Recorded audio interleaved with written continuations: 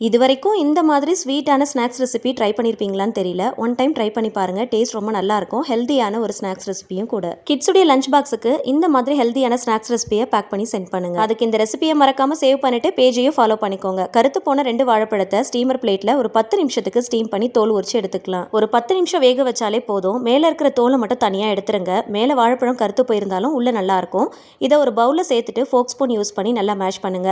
Mash பண்ணும் போதே உள்ள இருக்கிற அந்த சீட்ஸை மட்டும் தனியா ரிமூவ் பண்ணி எடுத்துருங்க. நல்லா மேஷ் பண்ணதுக்கு அப்புறம் ஒரு மிக்ஸி ஜார்ல சேர்த்துக்கலாம். கொஞ்சமா தண்ணி ஊத்திட்டு நல்லா நைஸா அரைச்சு எடுத்துட்டு வந்துடலாம். உள்ள இருக்கிற சீட்ஸை ரிமூவ் பண்றதுக்காக ஃபர்ஸ்ட் மேஷ் பண்ணிட்டு அதுக்கப்புறம் மிக்ஸி ஜார்ல சேர்க்கிறோம். 1 கப் அளவுக்கு அரிசி மாவும் 1/4 கப் அளவுக்கு துருவன தேங்காய் இல்லைனா ஸ்லைஸ் பண்ண தேங்காய் சேர்த்துக்கோங்க. ஸ்வீட்னஸ்க்கு உங்களோட டேஸ்ட்டுக்கு ஏத்தா போல நாட்டு சக்கரை, வெல்லம் ஏதாவது ஒன்று சேர்த்துக்கோங்க. கொஞ்சம் கொஞ்சமா தண்ணி சேர்த்து நல்லா சாஃப்டா பிசைஞ்சுக்கோங்க.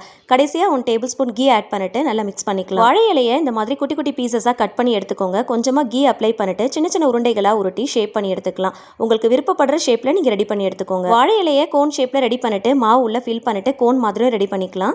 இல்லைனா நல்ல சிலிண்டிக்கல் ஷேப்ல உருட்டி எடுத்துக்கலாம். பால் மாதிரி உருட்டி எடுத்துக்கலாம். கொழுக்கட்டை ஷேப்லயும் ரெடி பண்ணிக்கலாம். உங்களோட விருப்பம். 10 நிமிஷம் ஸ்டீம் பண்ணி எடுத்தா போதும். நல்ல கமகமன்னு வாசனையா இருக்கும்.